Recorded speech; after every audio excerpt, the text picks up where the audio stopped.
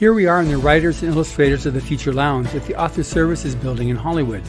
It contains a gallery of the writer and illustrator judges, a selection of the awards the contests have received, a library containing novels and art books published by winners and judges, and a selection of photos of some of our beloved keynote speakers and guests. For nearly 4 decades, L. Ron Hubbard's Writers of the Future contest has discovered and nurtured a steady stream of new authors and artists who have changed the face of science fiction. Chosen by an impressive panel of judges, drawn from the biggest names in the genre, contest winners are given the best possible foundation for a long-standing career. Now in its 3rd year, the Writers and Illustrators of the Future podcast continues to provide advice and tips from contest judges, industry professionals, and contest winners for writers and artists wanting to take their next step, along with needed inspiration to keep on going. If you are already a regular listener of this podcast, I thank you. If you are new to it, I welcome you to the weekly installment of the Writers and Illustrators of the Future podcast. This is John Goodwin, your host.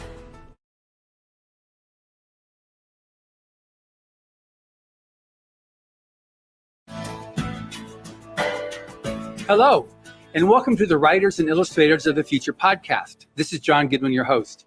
This podcast is dedicated to the aspiring writer and artist and will provide inspiration and tips from top professionals in the field. If you've been listening to this podcast or are new to it, I thank you very much.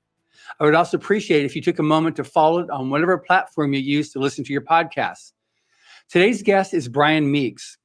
Brian is a full-time author, writing mystery, thriller, YA, science fiction, and humor satire. The reason, though, that I've invited Brian to this podcast is his understanding of data analytics to bring conversion rate to publishing and how to master Amazon descriptions, which is the title of his best-selling book, Mastering Amazon Descriptions. Welcome, Brian. Thank you. I'm glad to be here. This is an honor. Well, thank you very much. I very much appreciate this. And as I made clear at the intro here, this podcast is specifically designed for the aspiring writer and artist. And Amazon is the acknowledged big gorilla, and anything a person can do to better, I guess, his odds or his success rate is something that this podcast is about. So that's what your being invited as a guest is all about here. So I guess to begin with, how did you first evolve to become an author? You were doing all this other stuff in data analytics and then became an author. Did the author come first and then data analytics? No, I was a data analyst at Geico, where a 15-minute call could save you 15% on your auto insurance. I don't know if any of your listeners had heard that out there, but that came many years before I ever took up writing. At that time, the only writing I did was technical writing for my job.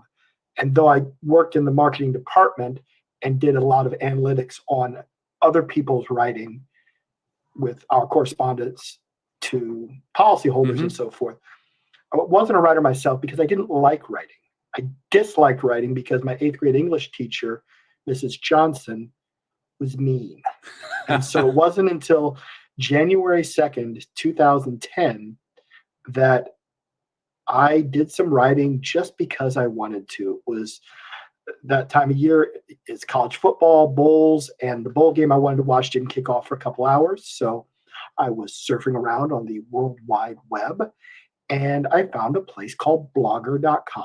Well, I'd recently taken up woodworking, and the day before, I'd had some foibles in my pursuit of building a workbench, because every woodworker starts out, you build a workbench because you need it, and it requires some really good beginner skills to get started. So I wrote this post about the old adage, measure twice, cut once, which woodworkers, most people have heard that. The problem is, if you measure twice while watching college football, your results may vary. And I, in fact, on January 2nd, when I woke up and looked at the legs, I had 4 legs of 3 different lengths. Only one of those 4 was the correct length. And so I had to go buy more 4x4s, and I thought it was funny. I wrote the post and posted it.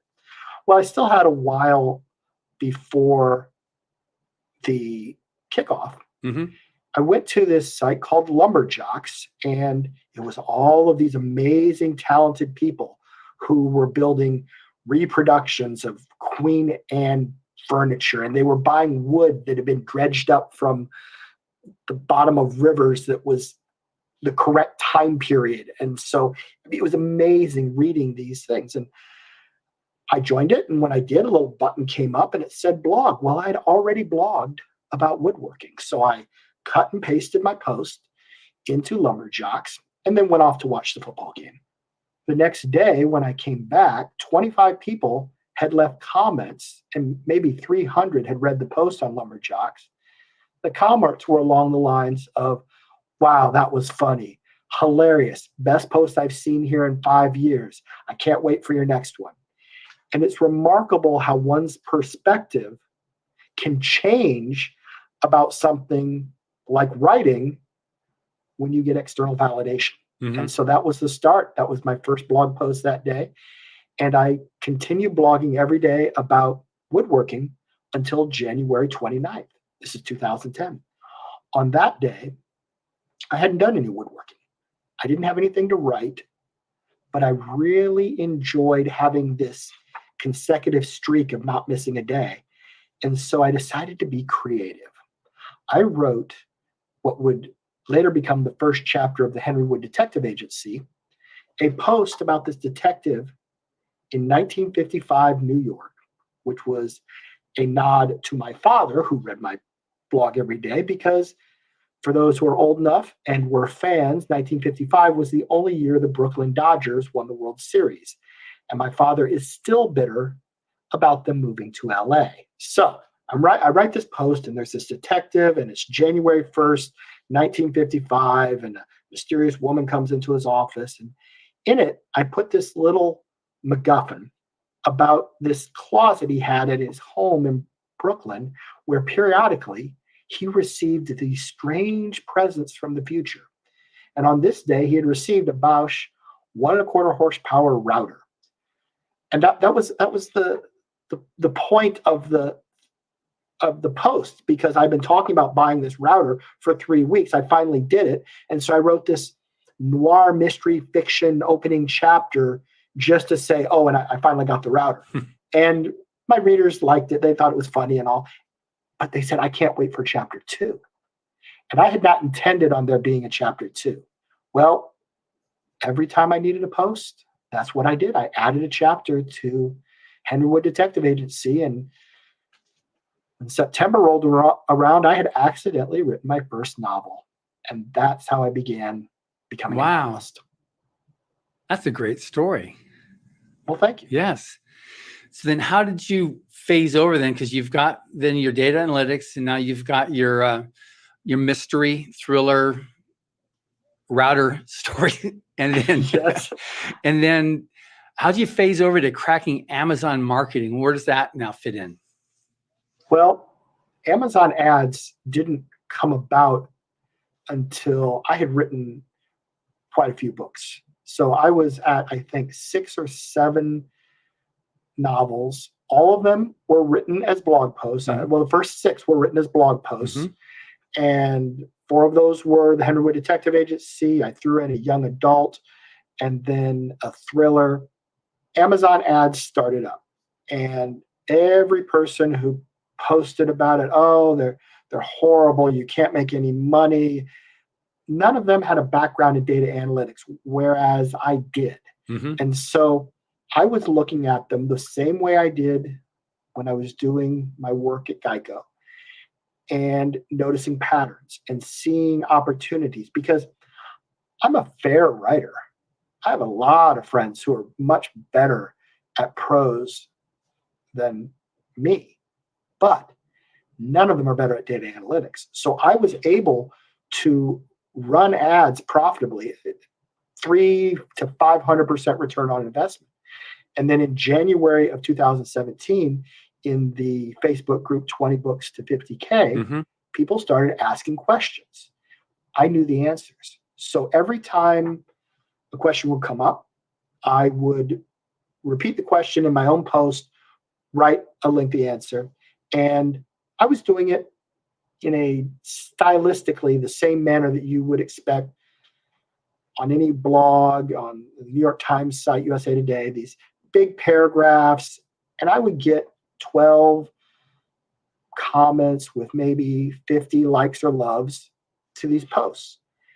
And at this time, I was also studying the art of copywriting. And the first time I wrote a post that was proper copywriting, I had a 10x improvement. I went to, well, greater than 10x. I had, I think, over 300 comments and 500 to 700 likes and loves on a post that was maybe 600-700 words, which anybody that uses Facebook knows that to get people to read 600 or 700 words on a Facebook post is quite an accomplishment. For and sure. I was able to do that because I had been rewriting my descriptions to better convert on Amazon ads and seen an improvement from a typical book description. And if you look at all the descriptions out there, they're a synopsis of the book. And those descriptions convert at about 1 in 30 to 1 in 35. I, at that time, was writing descriptions that converted at 1 in 12. Now, because I've improved at the craft of copywriting, my conversion rate is around 1 in 8. And so that's sort of the evolution of the Amazon ads and the copywriting were linked because it was the data analytics combined with the copywriting that allowed me to not only have better return on investment, but to have the credentials to say, hey, this is how it's done, and I can prove it because this isn't theory. I have 100 million impressions, 600,000 clicks. I've spent over $50,000 on ads, and these are the real numbers. And so that is what shifted me from being an author of fiction to somebody that has done pretty well in nonfiction in the author genre, I guess. Right. Yeah. So you've got, because I've got two of your books here, Mastering Amazon Ads and then Mastering Amazon Descriptions. And so I'm mostly interested in talking about the Amazon descriptions, Mastering Amazon Descriptions here. The because you get into there, like how many words should be used on the Amazon description. I mean, you get real scientific about it on what works. And the thing that was most, I think people listening to this is trippy here, this next part here, because I mean, I've been taught from the get-go on writing, you got to get as much copy as you can above the fold, and it's got to be there because nobody ever goes below the fold. And so if you don't get it there, then forget it. It's a lost cause. So please dispel that falsehood there. Well, it wasn't a falsehood in years gone by because back then social media didn't exist. We hadn't had our attention spans completely destroyed by the dopamine hits we get from every like, love, comment on our posts. So now, as a species, because everybody's on social media of some sort, we see a post from our best friend from high school, and she just got a new puppy, and it's 15 lines in a single giant block of text. It doesn't matter that we had a crush on her for 3 years and still kind of do. We're not reading her post. We're clicking love and we're writing cute puppy and we're moving on. Nobody reads giant blocks of text. Now, in the days of Sugarman, who wrote the seminal work on copywriting called Adweek, his book was about writing copy where it would be an entire magazine page devoted to selling a digital watch. And so there, it was volume of words, but the thing that was my takeaway from his book was the goal of the first line is to get them to read the second line. And the goal of the second line is to get them to read the third line. And the third line is to keep them hooked enough to read about the product. And so I started, and over time have evolved from having maybe 25, 30 words above the fold, which in this case, we're talking about Amazon where it says read more, to ideally less than 15. And I always, 99% of the time, my first line will actually be half a sentence. As an example, for Henry Wood Detective Agency, Henry knew one thing, ... Then a blank line, and the blank lines are just as important as the words. And then the next line, and for editors out there, I apologize, but I use another ellipse, ... Dames were trouble, period. And the third line, well, I guess the fourth line would be a blank line, and then the fifth line would be, would this client be the exception? That's 13 words. There's very little weight to it. On the page, it's barely anything. And what's going on in people's minds is when they come to Henry Wood Detective Agency, Henry knew one thing. Well, it's short enough that you almost read it as a single word. So already I've gotten those 4 words into their brain, and they're not going to click away at that point because of the ... Their eyes will go to the next line. Dames were trouble. Okay. At this point, the cover's Art Deco. Nobody's used the word dames since the 50s. I've established some important stuff about this book. It's Henry Wood Detective Agency. We know the genre. We know it's not a contemporary detective story because of the cover and the word dames. So I've got a lot of information into those 7 words. And then the next line is a question mark. Nobody stops reading after a question. Would this client be the exception? So now, who's the client? Clearly, it's a woman. Anybody that knows the 50s era detective noir mysteries knows it's a beautiful woman. And they click read more.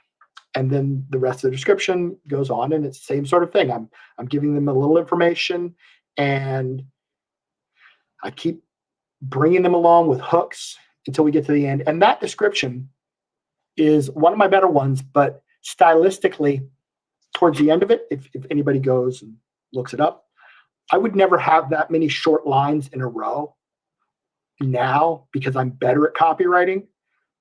But at the time, when I did that description, it went from 1 in 30 to 1 in 12 instantly. The very next day, as soon as it was posted, my conversion rate improved.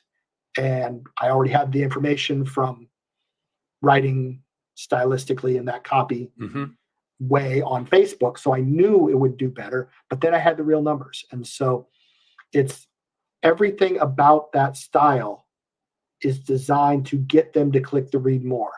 And authors who people who put a quote at the top of the page, unless it's by somebody that's won a Pulitzer, it's not helping because, who cares? I don't know who that author is. I have 20 friends who are authors, most of them in romance, that make $100,000 every single month. These are 7-figure authors. And if I walk down the street, nobody's heard of any of them. That's how big this business is. So unless your opening quote is from somebody that's a household name, if Stephen King wants to give you a blurb, put that at the top. If you win a Pulitzer, put it at the top. If you get a Nobel Prize in Literature, put it in the top. Everything else isn't adding because nobody cares. In this age, we have so many people who are USA Today bestsellers that were part of a 100-book anthology where it sold for 99 cents and you had 100 authors. And so, I say everybody's a USA Today bestseller, not me. But the point is, it gets used so much that it has lost its potency. It is not an effective hook. Does that make sense? It does. Yeah. And so all you're trying to do is get them to click read more, which that was a long answer, but it's a good answer because people need to people need to understand what this is. And the people listening to this are going to be like making notes and trying to figure out, how does this work? And what about, now what, wait, okay. So you explained it very good, which is, I think is important. People have that. Thank you. So now on the, so I'm doing a story pitch. So you've got, a pitch and you talked about hooks and descriptions. So is there a distinction between pitch, description, and hook? You're talking about trying to get a publisher interested in your book or trying to get an agent Is that what you're referring to as far as a pitch? Or you talking about a movie pitch or? Yeah. So there it's like on, sometimes an author will put together, this is my one size fit all.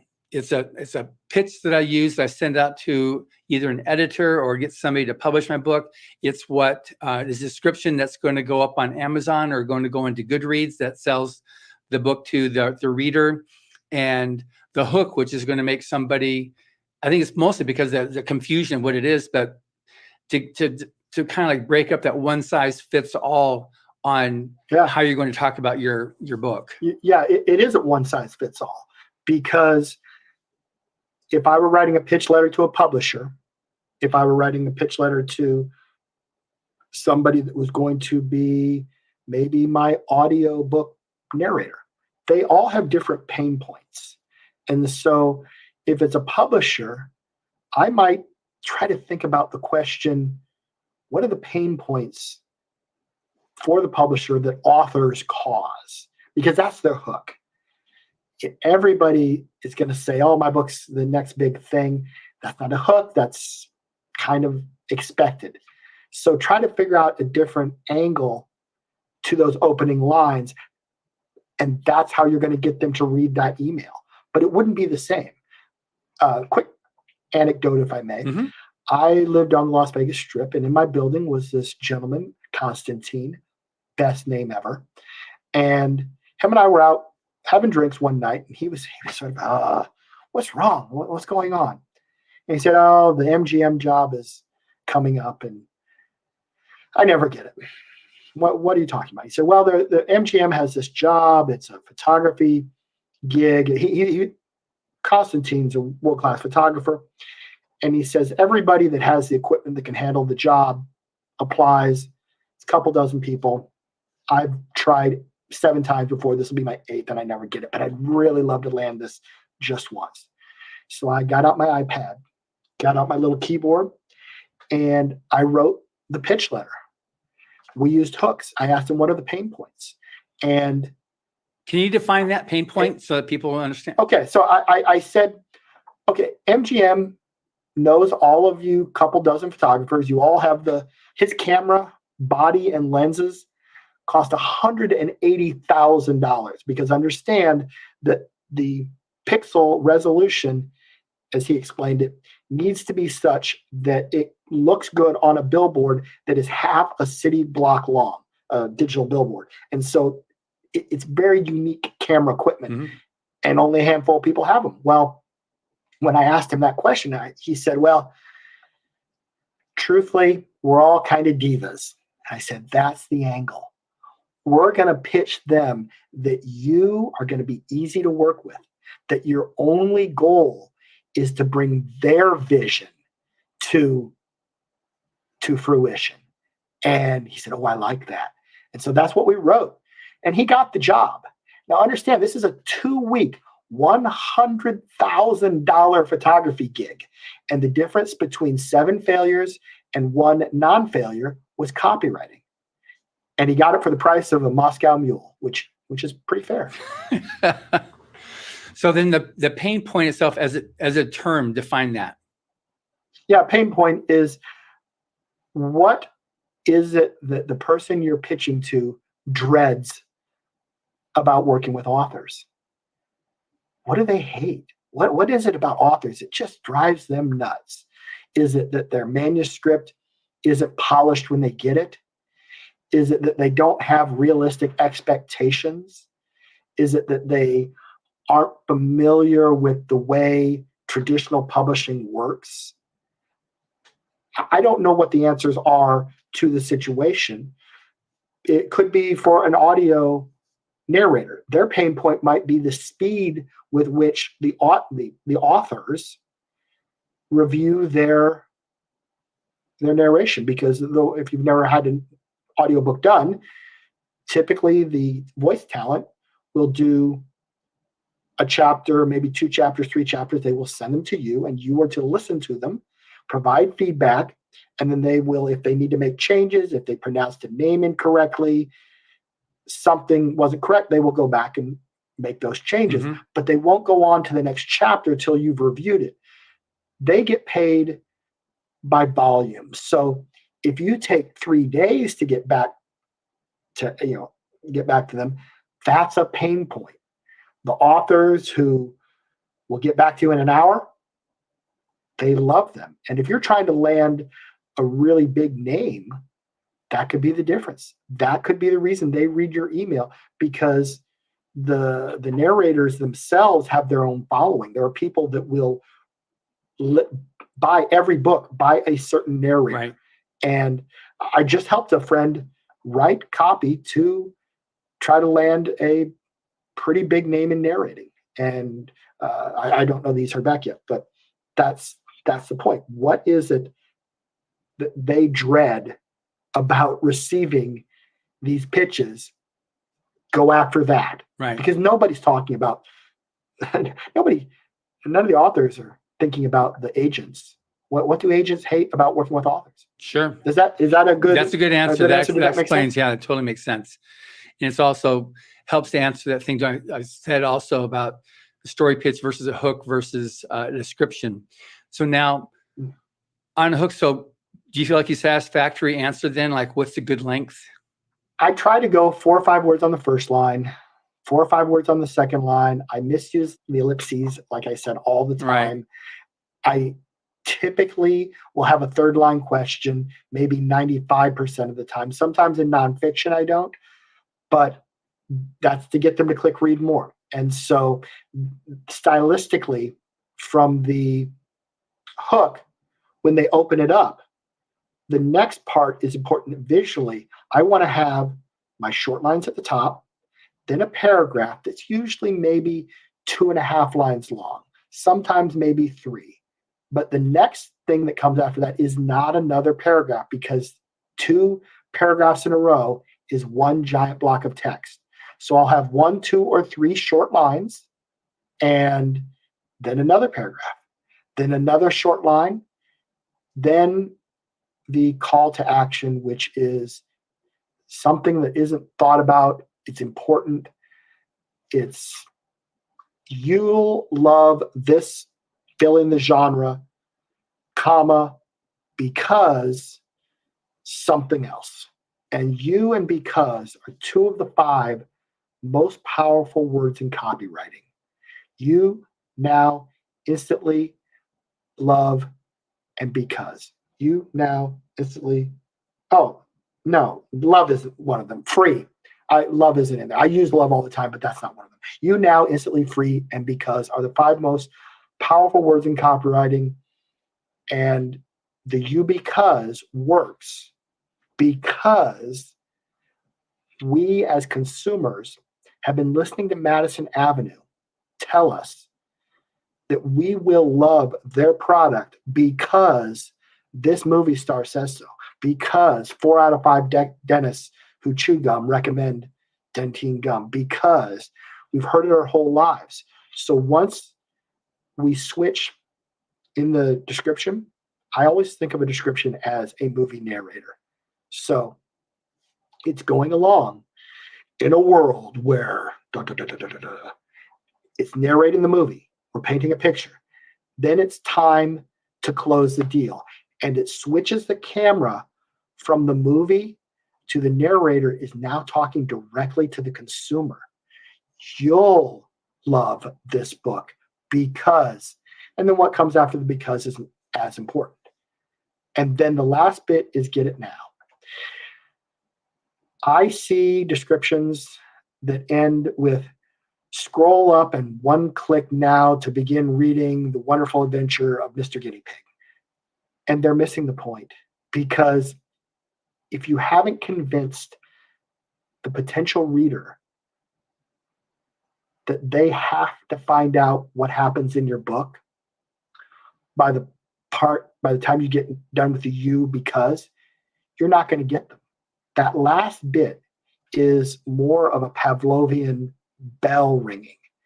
It's a stop sign. It says, hey, you've reached the end of the description.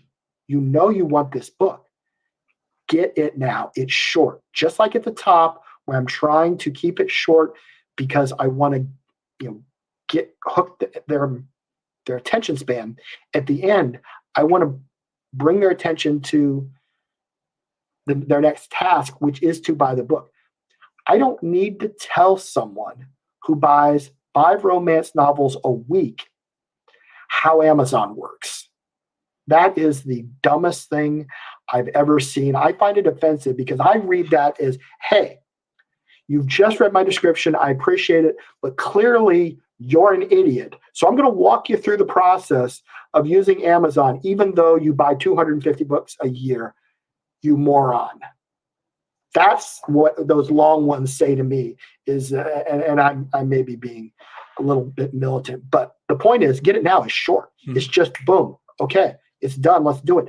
Don't give them time to have the 2-year-old start screaming about something. They're hooked. They want to buy. Boom. Let's not waste extra words where they can lose their focus. I get it. Now on Amazon, you've got, once you go read more, you can go on for, I don't know if you can go on forever, but you can go on for a long time. And then there's also Amazon Plus. Yeah. So is Amazon, Amazon obviously put Amazon Plus there. For them, they see it as a good marketing tool to be able to further entice and sell your product. Have you found that to be a successful adjunct to regular Amazon descriptions?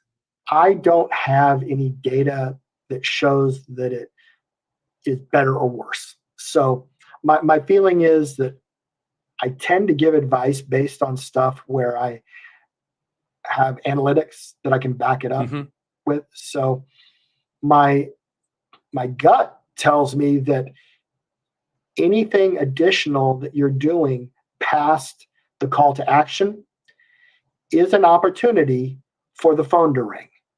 It's an opportunity for life to get in the way of buying that book or downloading it through Kindle Unlimited. That being said, I am sure that I'm sure that there are times where a person who is meticulous, maybe they don't use social media. Maybe their attention span isn't fractured. Maybe they will read click on videos or do more research, or they're the type that reads 20 reviews. It may have an impact for them, but my feeling is that over the next 100,000 people that are going to look at your description, that may fall on the side of reducing the conversion rate. But again, I don't have data on it, so got it. I'm going to say it's just like with bold at the top. I can't prove that bolding the characters above the fold is better or worse than not bolding.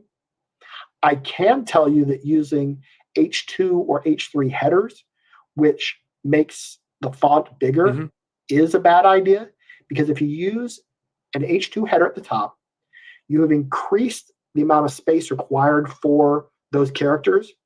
And so your 5th line, which is supposed to be your question, is now cut in half because it has moved it down just a tiny little bit. And that being cut in half visually is just terrible. So don't use H2 or H3. But if you prefer the bold, I've looked at it and I cannot see a statistically significant difference between using bold and not. I prefer not. But if your listener really likes the bold, then use it. Just don't use H2 or H3 because that does have a negative impact. Good. That's very good to know. Now, is there like a good length, like 300 words, 500 words, 150 words for doing one of these Amazon descriptions? I don't think in terms of word count. I typically think in terms of the visual.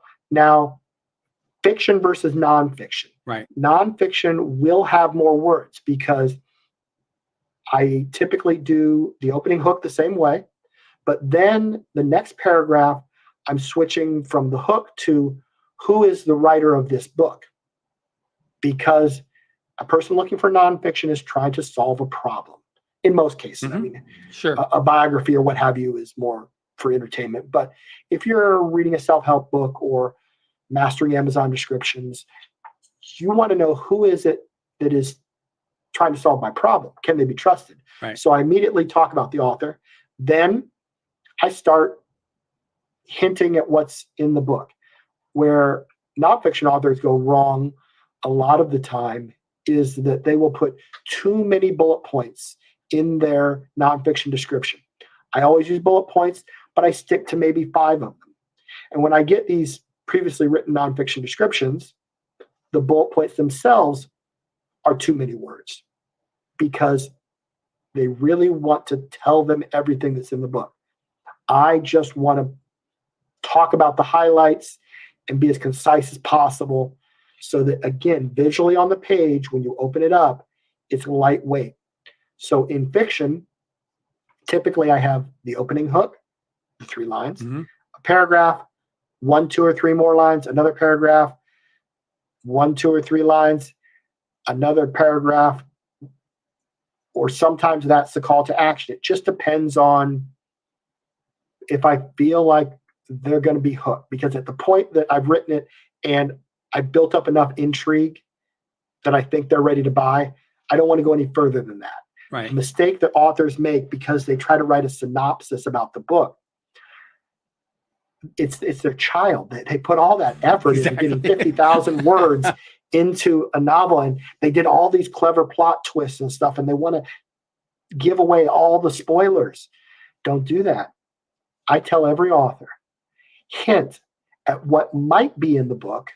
Don't tell them what will be in the book. Now, in certain genres, romance, for instance, the rules are cut and dried. There has to be a happily ever after. The guy can never cheat, but he has to leave her at some point, but it's not because of her, it's because of him. I mean, there are rules in romance, and they are the same, and they have to be followed to the letter. You may not vary from them at all. And so you don't need a synopsis. For romance descriptions, you need to try to find something that is a hook that is not, that is part of the tapestry of this romance, because that's why romance readers consume these books by the bushel full, which is clearly I'm from Iowa because nobody uses the word bushel. Right. But the point is, you don't need to write the hot, sexy, tattooed biker dude, because in the history of romance writing, there has never been a series of dad bod romances. They're all fit. They're all muscular.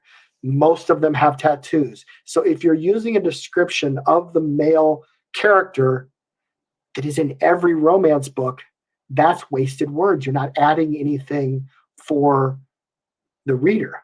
What's the thing about your book that is the interesting twist without giving too much away, but will make them say, oh, I've read about the billionaire romance. I've read about the tech genius romance, but I've never read about the guinea pig wrangler romance. That's interesting.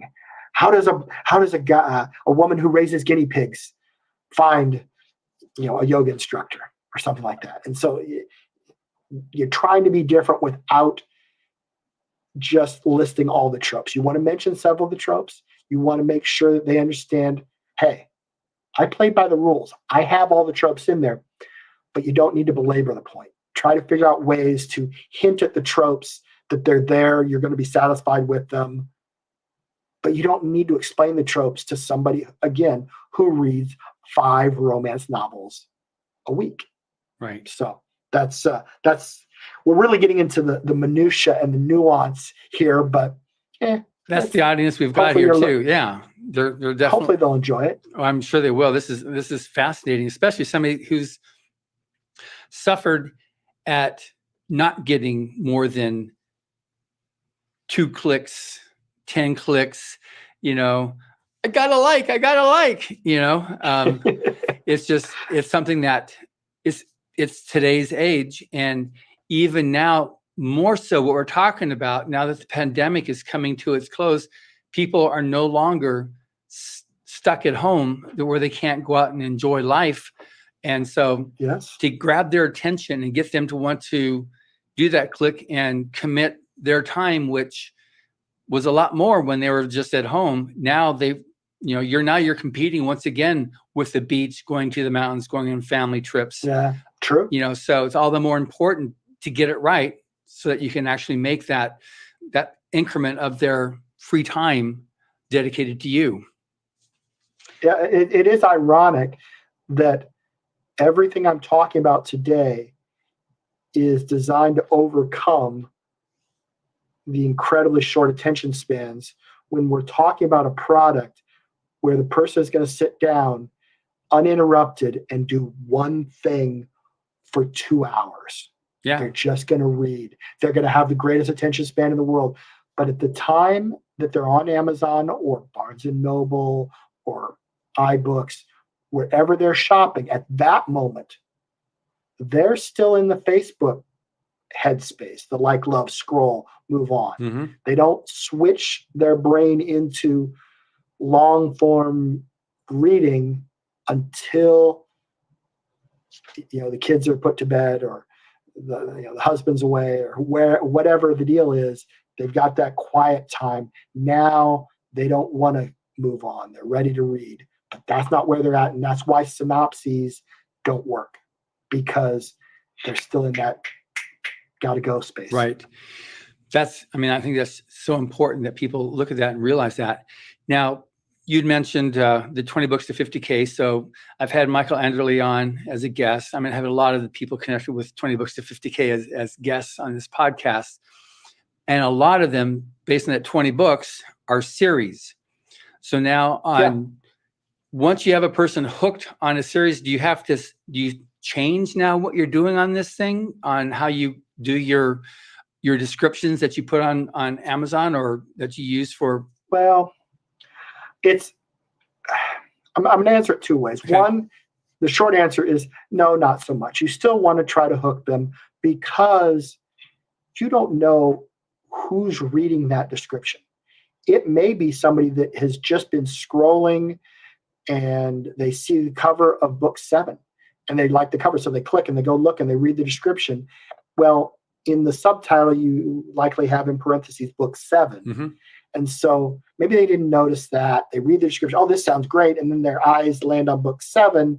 Say, well, I'm not going to start on book 7. And so they go down, they find book 1, and they get into the series that way. So don't make the assumption that the person who's reading the book 7 description has read books 1 through 6, which is why it's important to take the description seriously and do it as well as you can, because you're going to get people that come in at that point. Craig Martell always says that the best thing for the last book you wrote is to release the next book. And that's true. And so you write book 1. Well, when you write book 2, you're going to get people going back into book 1, and it lifts all the books in the series. So take it seriously. But if the person listening right now, let's say that they have 3 series. One's a 4-book series, one's a 7-book series, one's a 5-book series. Mm-hmm. And I'm excited. I'm going to do this. I really enjoyed this podcast.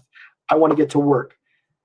Strategy-wise, I would rewrite books 1, 1, and 1 first, because those are the most important, no question. Then go back and write 2, 2, and 2, and or 2 through 4 and whatever. But if you've got multiple series and you're going to redo all your descriptions, redo the first ones first and then go back. And what's interesting is if you do this and you've written 12, 15 books, when you get to the end of rewriting all your descriptions, I would go back and rewrite 1, 1, and 1 again, because in those first 3, 4, 5 descriptions, your skill at the art of copywriting will have improved markedly. Right. And you'll be able to notice, oh, I did that description, but I have echoing. I started 2 paragraphs in a row with the. And so you change it up because you don't want the echoing, which is another reason to always read your description out loud, because then you hear that echoing of starting a sentence with the same word or using an obscure word twice. So you don't want to start 2 paragraphs in a row with I or the same word. You also don't want to use a word like enclave twice in a novel. I mean, there are certain words that are unique enough that it can be echoing. You use the word enclave in chapter 2 and you use it again in 49. That's just as bad at echoing as I in paragraph 2 and I starting paragraph 3. So echoing is a thing that a lot of newer authors may not think about. But if you're rereading your description aloud, you will hear it, and it will be more polished if you change those words to avoid that. So I went a little off topic there. But that's good enough stuff, because all these different things are important, and maybe people use different nomenclature for what you're saying. But so when you explain, like, okay, I get it. That's what you're actually talking about on that. So then on for a person to get this, because you're talking about, you're tossing off these things right, left, and you've been doing this for however many years. Yeah, I started copywriting in 2017. So I've been at it for about 5 years. Good. Now you've got 2 books, and you mentioned on your first one was Mastering Amazon Ads. Then you went to Mastering Amazon Descriptions. Yeah. And if I could tell folks out there, at the time when I wrote Mastering Amazon Ads, I was considered the leading authority on Amazon advertising. That is not the case anymore. Because my life has been almost all copywriting, I will rewrite your description for you for $150. And so the point is, right now there's a guy, Brian Cohen, who's a very good friend of mine. I would consider him the current expert on Amazon ads. So I believe he has a new book that either just came out or the pre-order just came out. So my book, Mastering Amazon Ads, I still think is about 80% relevant in that I talk a lot about the data analytics side. Mm-hmm. And for people that don't like math, I try to explain things in a way where they can see the importance of it. So it's relevant in that sense, but there are types of ads that no longer exist. And like I said before, Brian Cohen's the guy to go to now. But in that book, Mastering Amazon Ads, the chapter that was most brought up to me in emails or direct messages was the one about the descriptions. So it was because of that feedback that I wrote the entire book, Mastering Amazon Descriptions. And in there, if I may tell the story about the copywriting miracle. Please, yeah. I had released the book, and about 3 weeks later, in my Facebook group, Mastering Amazon Descriptions, a woman puts up a post, and she used proper copywriting. She had an opening hook, and I don't remember it verbatim, but it was something along the lines of, this afternoon, ... blank line, ... I bought Mastering Amazon Descriptions. And then the third line was, could I love a book anymore, or something, question mark. And just all the stuff that I was teaching, she was using it. It was wonderful. And of course, I see the post several seconds after it's gone up, and it goes on. She said, I was reading along. I did like you told me, every single description until I got to number 43, ... Next line. I couldn't go on. I had to stop reading and write this post. I need a link to that book. And I just laughed. And so, because I didn't think to put links to the books in Mastering Amazon Description, because that wasn't the point. I should have done that, but I didn't. And so I had to look up which book chapter 43 was, and I went and I got her the link and I sent it there. I put it in the post, and then she replied, she said, thank you. And then next little paragraph, she said, I want you to understand, I'm 50 years old. I have never owned a cookbook. I have never wanted a cookbook. And after reading that description, I had to buy this cookbook. And I love it. Thank you. And so I sold a cookbook on keto to a woman who has never owned a cookbook, didn't want a cookbook. She was not even thinking about buying a cookbook, but the description was that powerful. And so that was my copywriting miracle, if you will. That's amazing. Is that something that I think is, again, getting back to the scene we're in right now, where people do live on Amazon, they do live on social media to be able to find things. that if you're not able to do that, to hook people, now putting links, obviously on any description you're going to have on social media, you're going to have the link there. But then Sure. when you put the social description on Amazon or any other place, to what degree is it important to have, because sometimes the concern is that a link will take somebody away from. Yeah, I wouldn't put a link in the description. Yeah, you don't want there to be any distraction. Right.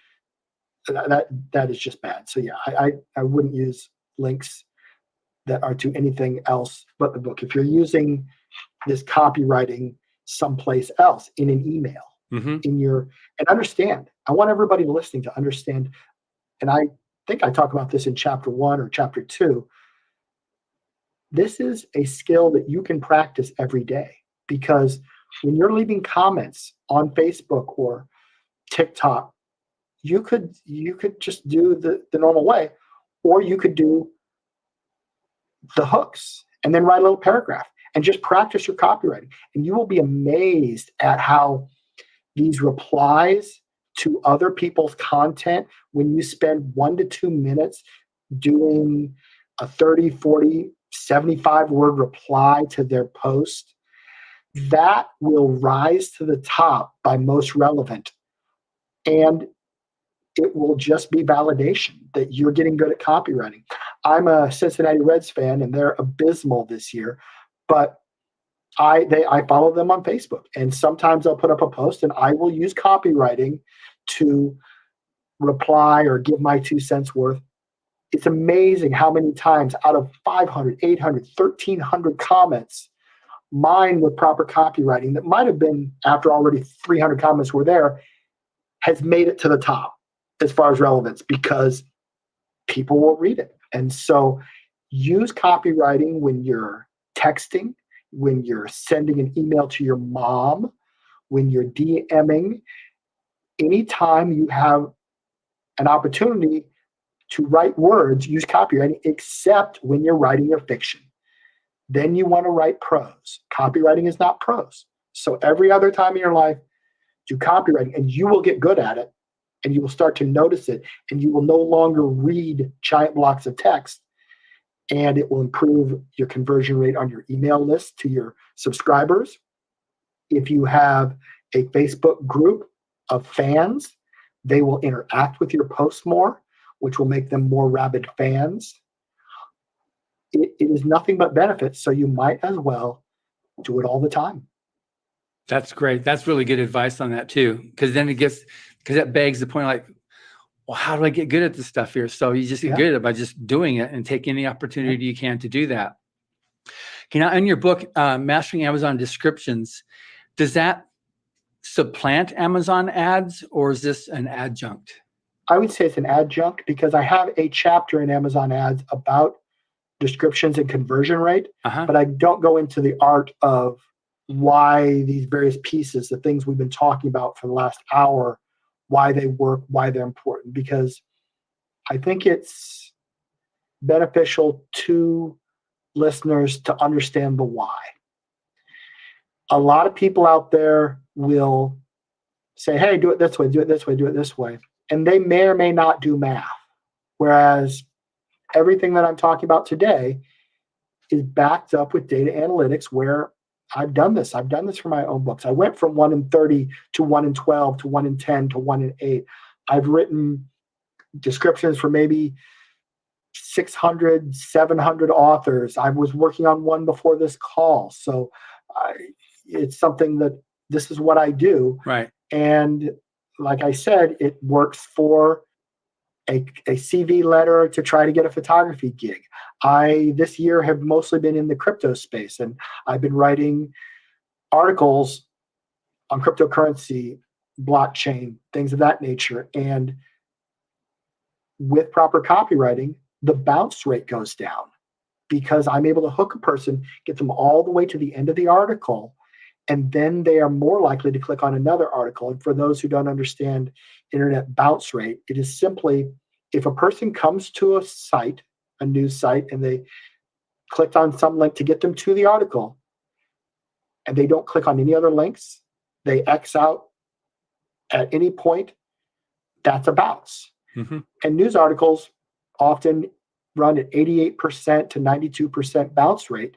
My articles were in the 78, 79. And that 10 points of improvement in bounce rate means that you have a consumer who is reading more of your articles. And on the internet, the company is making their money from ads. Mm-hmm. And every time they go to a new page or they scroll, they're getting more impressions. So it is building advertising inventory. And the reason it works is because the people were hooked. And I did it with storytelling on something crypto related. Right. I did it with the email for the company I worked for. I improved the click to open ratio by 100% in a month, where I changed the style of the copy. And well, it improved instantly, but I looked at the first month's worth of data, and it was 100% improvement click to open rate. And then 2 weeks later, another person was actually taking my writing and they were putting them in the emails, and they changed the font. And I didn't notice that they had changed the font. They made it bigger because they thought it looked better. And during those 7 days, the click to open rate dropped by 50% just because of the size of the font. So all these details, a little minutia, Mm-hmm. I've arrived at these conclusions from actual data. So Good. it's That valid. makes sense. Now, when we started this, we talked a little about Battlefield Earth. It's the book by Warren Hubbard that you read. And we had a description before that was in there. And we contacted you and had you help us on rewriting the copy. So you're familiar with the story. So a bit about the evolution, how that went with you on rewriting that copy for Amazon on Battlefield Earth. Yeah, when I got the opportunity, I believe we met at a conference. I don't know if it might have been San Francisco Writers or the one in Colorado with Kevin J. Anderson, Superstars. Superstars, yeah. But it was probably Superstars, yeah. And so I looked at the description, and it was a summary. It's a short paragraph and then 2 big paragraphs, and then there's a whole bunch of quotes. One from Neil Gaiman, Robert A. Heinlein, Brandon Sanderson, just a whole bunch of them. And so it's a synopsis, and I don't know how often they had changed it, but this is a book that's been out for 30 years, give or take. Yeah. I don't remember when it was published. And I changed it to my style. I got rid of all but 2 of the pull quotes at the bottom. I kept Neil Gaiman and Brandon Sanderson.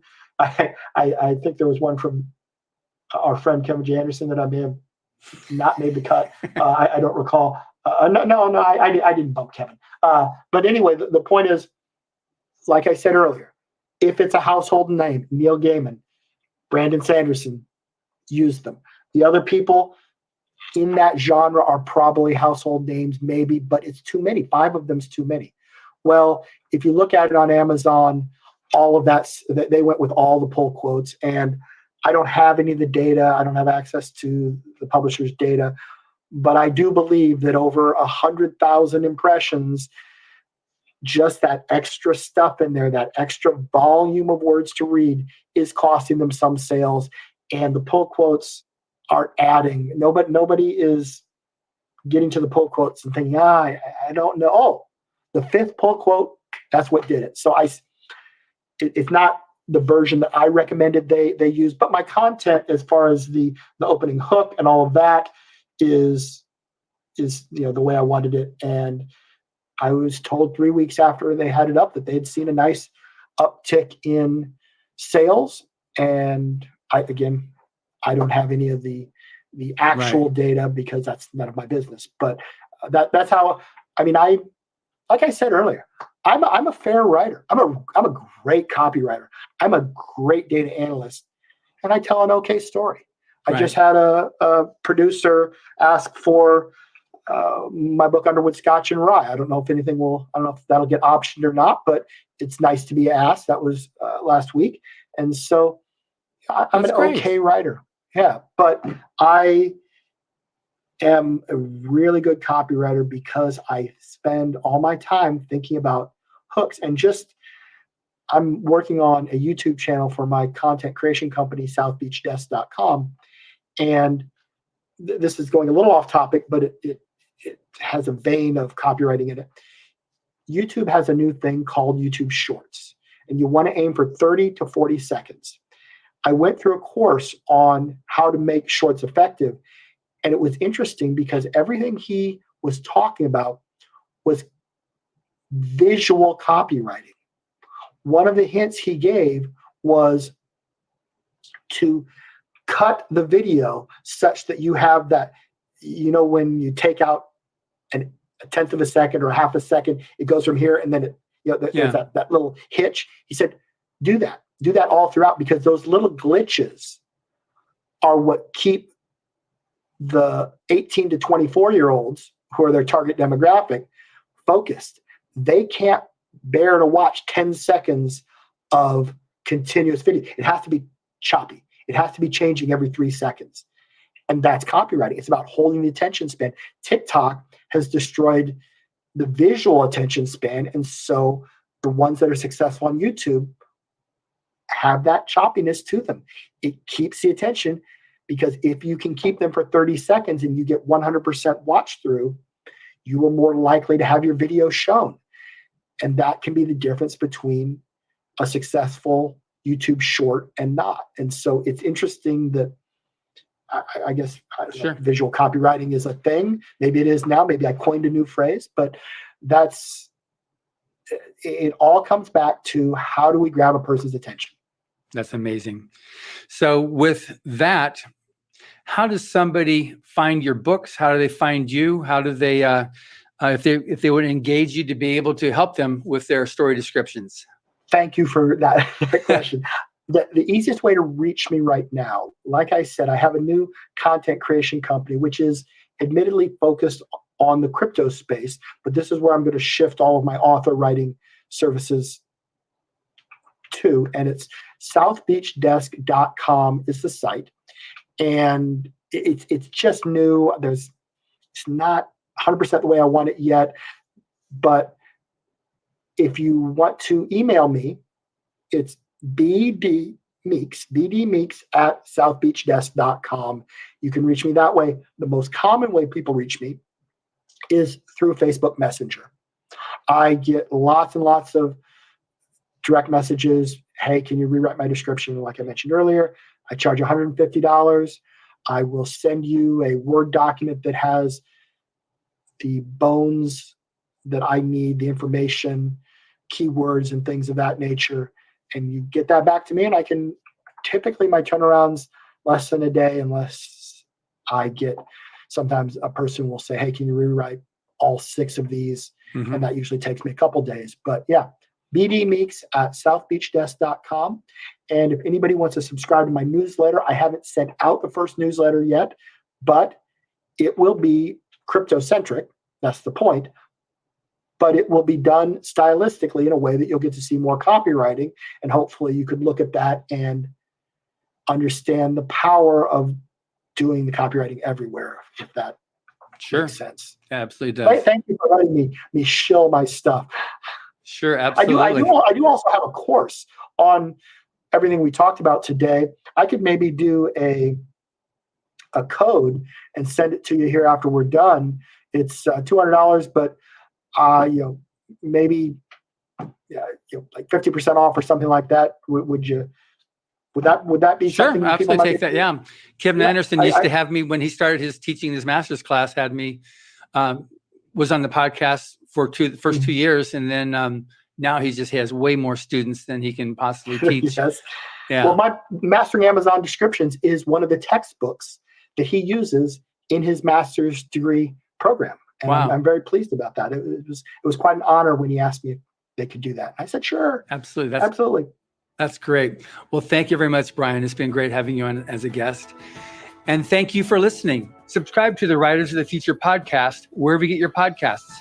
We've also been syndicated on the United Public Radio Network, where you can find these podcasts as well.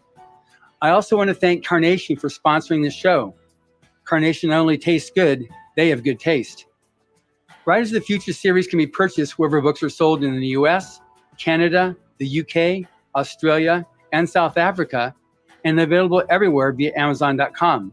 Writers and Illustrators of the Future are contests created by L. Ron Hubbard to provide a means for the aspiring writer and artist to be seen and acknowledged. It is free to enter and open to amateur short story writers and artists of science fiction and fantasy. Again, thank you very much, Brian. I really enjoyed talking with you. It was an honor to be on your show. Thank you so much. Thank you very much.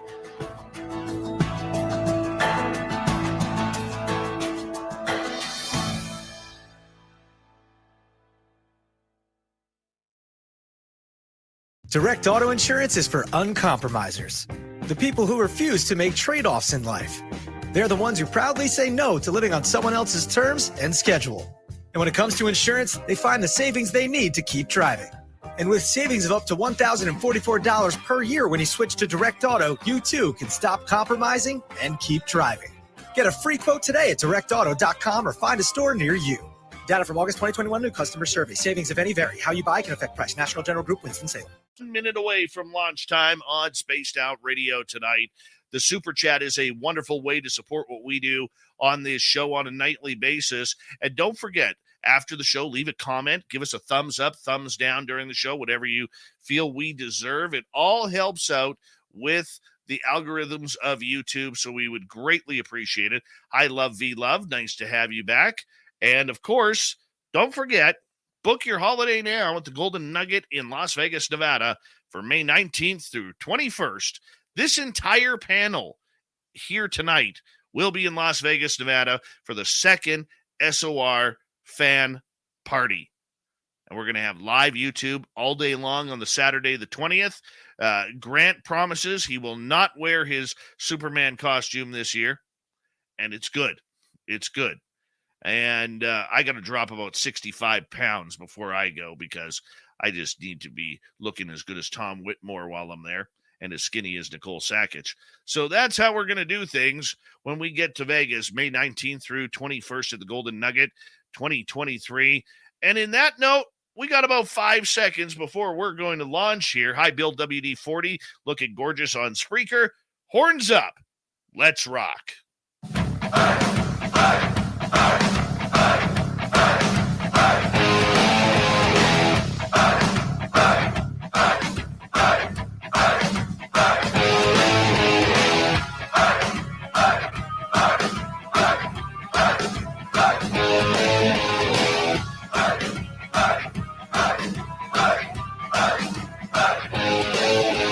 From the mountains of central British Columbia to you listening around the world, this, my friends, is Spaced Out Radio. I am your host, Dave Scott, sitting in the captain's chair of FSOR headquarters. We welcome you to tonight's show on our terrestrial affiliates around North America, digitally on Odyssey Radio, TalkStream Live, and KPNL. All of our archives are free. Join us at youtube.com/Spaced Out Radio. Do old Davey the favor, hit that subscribe button. You can follow us on Twitter at Spaced Out Radio, Instagram at Spaced Out Radio Show, and on TikTok at Spaced Out Radio. Our website is spacedoutradio.com. We have a plethora of features for you. Rock out to Bumblefoot, read Shirky Poo's Newswire. Check out our swag as well. Tonight's show is brought to you by Chive Charities. Help make the world 10% happier by visiting Chive Charities today. You can find them on our website. Now, we do a little bit of a different show if this is your first time tuning us on in when it comes to the round table.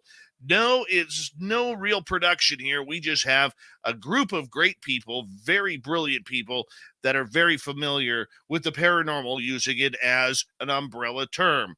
And all of these people bring very, very special information to what we are going to talk about tonight. Let us bring in our panel for tonight's SOR Roundtable. We have Katie Page from MUFON in Colorado, from the UAP Studies podcast, one of the best mustaches in ufology, Jason Guillemette, researcher Tom Whitmore, Nicole Sakic, researcher and author, and from the After Hours on Spaced Out Radio's YouTube channel, we have Grant Baker as well. And here we go with everyone going on in, because it has been a busy week as we looked at the Wilson documents coming on out. We looked at the notes by a gentleman named Oak Shannon coming on in. Nicole Sakich, let's start with you on this one tonight because you have been front and center on the Oak Shannon documents. For people who may not have been caught up throughout the week, give us a quick synopsis on why the notes from Oak Shannon have been very important towards these UFO Wilson documents that were actually put into evidence during the congressional hearings this past summer. You got to turn your microphone on there, Nicole. And we don't have your microphone. While we're waiting for Nicole to figure that part out, let's go to you, Tom Whitmore, because I know you have been very close to this subject as well. Well, it requires a little bit of explanation, but when the Wilson documents came into the public domain a couple of years ago, they were never supposed to be made public. And the reason why they were is because apparently Eric Davis wrote a memorandum of this conversation that he had with Admiral Wilson. And apparently he sent it to members in NIDS. And one of those members was the astronaut Edgar Mitchell. Edgar Mitchell passed away, and a fan of his, a close friend, asked if he could have at least some, if not all, of Edgar Mitchell's personal files. And embedded in those files was the so-called Wilson-Davis document. And in that document, it describes a conversation between Eric Davis and Admiral Thomas Wilson. And Wilson told Eric Davis, according to the transcript, that he had checked with Oak Shannon, who was a scientist at Los Alamos. He had checked with Oak Shannon, and that Eric Davis was okay, that Eric Davis had a good character and he could be relied on to maintain confidentiality. So with that, you know, these documents, Tom, got submitted into the congressional hearings this past summer, which nobody expected to happen, yet it was kind of one of the shockers of a very bland day of, talking about swamp gas and little green men in front of the public for 90 minutes. But here we are looking at it today. These notes, they have their critics, they have their supporters, they have their cheerleaders. Why are these notes so controversial, Tom? Well, they have the potential to be extremely important, because if valid and genuine, and if the information in it is essentially correct, then there is or was or must be some kind of deep, dark, secret UFO recovery and re-engineering program. And the reason why it's controversial is because I think some of the older and more cynical UFO investigators were really put off by the 1980s because there was a certain amount of disinformation going around. And so some UFO people looked at that document and they thought, well, here we go again. There's more disinformation. Here's another phony document. But this is a completely different situation because we have a chain of custody. The document went from Admiral Wilson's estate to a close friend of his who wishes to become unnamed. And he's the only link in the custody that we don't have public. But that in turn went to James Rigney, and then James Rigney transferred it to Grant Cameron. And then Grant Cameron showed it around to other people, and eventually it ended up on Reddit and on the internet. So it went into the public domain. And that's one thing that the critics, the people that are cynical about the Wilson document, don't seem to get, that in the MJ-12 documents, they just appeared anonymously on a roll of film. No one knows who sent them, and no one really knows who created them or why. But in this instance, there is a chain of custody. We know where it comes from. We know how we got it. And that's an important thing. And some of the more skeptical people don't want to accept that. Another important aspect is that now Admiral Wilson has denied it. He has denied meeting with Eric Davis. But if Eric Davis came, all he had to do was Eric Davis come out and say, I never had this meeting. I don't know what you're talking about. I've never seen this before. It would have been a done deal. It would have been all over. But he hasn't done that. In fact, publicly, he came out, I think, with Al Putoff, and they said, we can't comment on this. I mean, that's a red flag that something is really going on here. And that's a big point. You know, as we bring in Jason Gibbett from UAP Studies podcast here, you know, one of these things that I notice about the UFO field is you have your critics who are very staunch, Jason, on whatever the government side says, they are going with it. They're not really going deep. We've seen it with Lou Elizondo. We've seen it with the Wilson documents where, you know, Admiral Wilson completely denies it, and all of a sudden that's it. There's no investigation of this whatsoever. Why do you think that is? Why do you think we are so quick as a critic in order to really downplay any type of information that is worthy of investigation? I think it has to do with the investigator, or maybe just the public at large, whether or not that he'd taken any interest in the subject to begin with. I think a lot of people are afraid of the subject. My wife was included in that for a long time. I couldn't broach the subject with her. Anything that could explain, you know, what a sighting was, she would take it. It's not that way now, but I think we it's just innate. It's just something in our nature that we try to make sense of things that don't make sense, especially this phenomenon. I mean, this phenomenon doesn't make sense. The more I delve into it, the more I understand that you know, there's so much more to this. And I think literally it just has to do with our attention span, whether or not we can actually put up with the fact that we might be visited by something. Well, I mean, it's the big idea.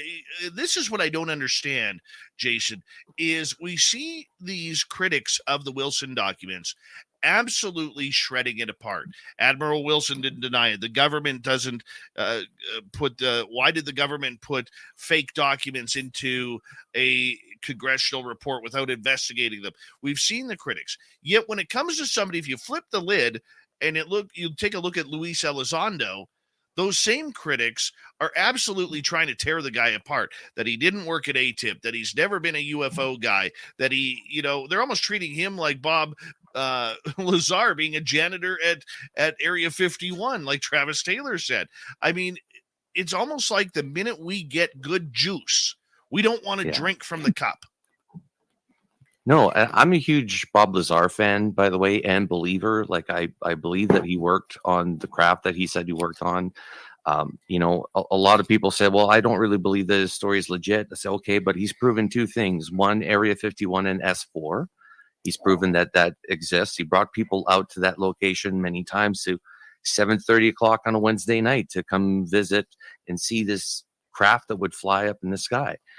He also, you know, with George Knapp as well, he described L1115 in 1989, which is crazy. We weren't even anywhere close. We just discovered that we're able to reproduce it for a microsecond. But it's, you know, he predicted an element that wasn't even around, you know, wasn't even anywhere near the periodic chart. So it's crazy. I think that Lazar is legit. And if he's legit, and he said that they had 9 crafts that he saw, that means that the government does have possession of these crafts, that they're trying to reverse engineer it. We know that because in 1989, they tried to do that. Probably because of Lazar, they had to move everything around, and, you know, where else they're not going to keep it there. But I think every time somebody comes out like that, we just harpoon them. Like, it's just, you know, we don't want to, we kill our heroes, if you will. People that are willing to come out and put their foot in the ground and say, hey guys, something's going on here. We shoot them down. It's the same thing with Lou Elizondo. Katie Page, let's bring you in here now. Thank you so much for joining us tonight. You know, your thoughts on these Oak Shannon documents, the Wilson documents, and the idea that, I mean, this has turned into quite a brouhaha within the UFO community as of late. Well, it wouldn't be the UFO community if we didn't have a brouhaha and debate. I mean, we're always have this healthy debate going on. And I tend to be one that's more on the skeptical side of things. And that really just stems from, the late 70s with the ranch and having such a heavy military presence out there, and then having Richard Doty, kind of come forward and, kind of say he knew about the place and there was nefarious things going on there. So I tend to look at things through a skeptical lens. That being said, Tom Whitmore's point that, we do know chain of custody on these documents, that makes a big difference, right? I'm always skeptical of people, and for whatever reason, I don't know what about Colorado MUFON it is, but we have Mr. Bob Bigelow and other interesting players, that tend to come in through the Colorado door, which are sometimes more interesting than the UFOs themselves. So it keeps me kind of interested in what's going on. That being said, about a year ago, I did a presentation in Canyon City, Colorado, and I like to show up places early, and I happened to show up early, and next door was this editor of this magazine, and he was a high up there engineer at General Electric. And it's interesting because he basically said that, General Electric was privy to back engineered craft and that. So, maybe that there is truth to these documents. All right, let's bring in Grant Baker from the After Hours show on the weekend. I mean, you've been listening to this and looking into all of this past week. I know you've had conversations with many people regarding this subject. Now, Grant, we've talked about the critics. We've talked about the importance or non-importance of the Oak Shannon documents that are coming out. I mean, how do we put it all together? If you're not into the UFO field, if you're not somebody who understands what's going on, how do we bring the public into this to see what the importance of these notes are, if they are truly real? Well, the important thing is that when they are put in the hearings and they're entered into those type of places, I mean, they're taking it seriously. So if the government's taking it seriously, realistically, people should start noticing that. I don't care about the critics picking it apart and where'd it come from. You don't know this, you don't know that. When you have a group of people as lackadaisical as they are when it comes to this subject, and I mean, it's one of those deals where I wish they were just better prepared for it, but realistically, it is entered in there. That is a kind of a stepping stone for people to pay attention and be like, okay, what are these? Why did they do this? Read it for yourself. It's just, the proof is in the pudding. It's right in front of your eyes. Realistically, the way I look at it is they're not going to enter into any of these hearings if it wasn't at some point or some way, shape, or form at least real in some point of that text. Well, and I agree with you, and I'm hoping that Nicole Sackage could get her technical difficulties with her microphone figured out, because she has literally been in the forefront of all of this news that is coming out regarding it. We may have to touch on it a little bit later in the show as well. Nicole, do we hear you? Can you hear me? We can hear you now. Thank you. All right. So, Nicole, you get to wrap things up here on this subject, and we'll discuss it and debate it as well. We've heard a lot of opinions about the importance of these new notes and files that kind of corroborate the Wilson Davis documents that were made in 1989 in the back of a limousine in Las Vegas in the EG&G parking lot. I mean, this sounds very, very strange and very, very operational indeed with how these came out. But when we go through the entire aspect of this, Nicole, first of all, your hero and mentor and your research partner, Grant Cameron, has been holding on to a lot of information. We had Grant on last week in order to discuss these. But when we look at everything that you have been able to find out since then, going forward, what's going on here and why do we need to be paying attention? Well, I will say, once we've had a few days to settle in from all the excitement of Oak's interview, to bringing out Oak's notes, to adding Melinda Leslie's research and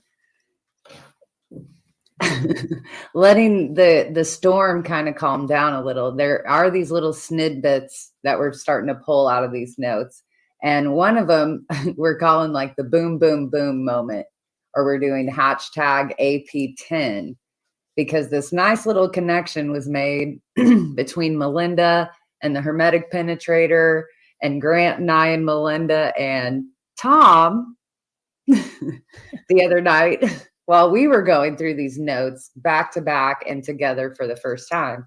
And that was this little mention on Oak Shannon's notes on the bottom of one page. There's quotes, and in parentheses it says ATP and then 10 spelt out.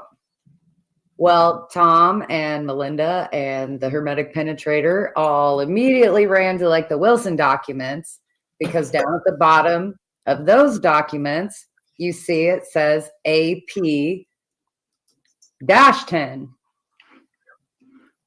So we're linking that as the same advanced physics 10.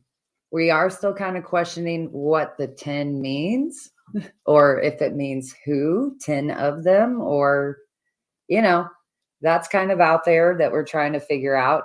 And then one thing that Grant was also, we did, we pre-recorded something earlier before we joined Spaced Out Radio. And he and Melinda, I guess, have still been talking, like we've all been chatting. And we were working on this part, or they were working on this part concerning, well, I'll just read Grant's quote because it's up on his Facebook. It says, Oak Shannon briefed Admiral Thomas Wilson on Eric Davis and the top secret advanced theoretical physics working group looking at UFOs headed up by John Alexander and held at the BDM Secure Facility in Virginia in 1985. This was kind of interesting to Melinda and Grant, because this is the part of the Wilson Davis notes where Miller is talking with Mr. Oak Shannon. And he says, TW, Miller can give good advice on which defense companies to look at. That's all he knows. Changes subject. And then these are bullet points of Oak speaking with Admiral Wilson. Oak told all about JA, meaning Oak was informing Wilson all about John Alexander. And here in parentheses, it says, don't trust JA, a liar.